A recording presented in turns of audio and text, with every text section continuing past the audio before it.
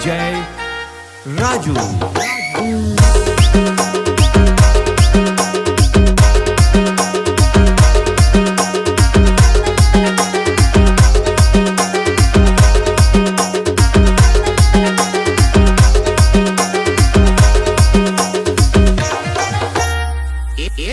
ये दूध वाली हाँ तो बड़ा टनाटन दिखा थस, लेकिन तोर दूध ला देखा देना, मोला विश्वास हो जाए महा चेक कर लो।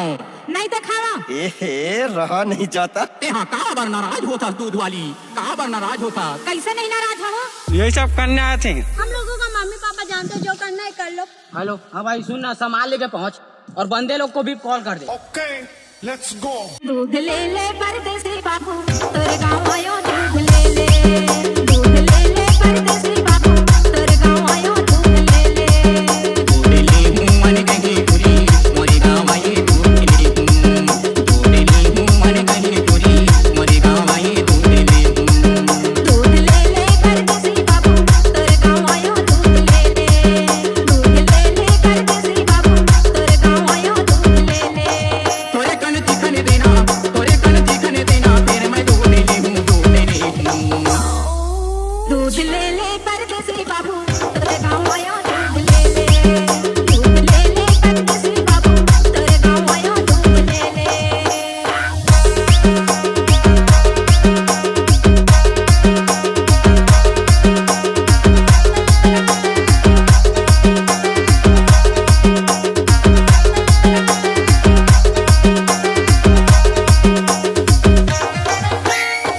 रुपया पाओगे तब दूध वाली, दे दे उधारी पैसा दे हवाली।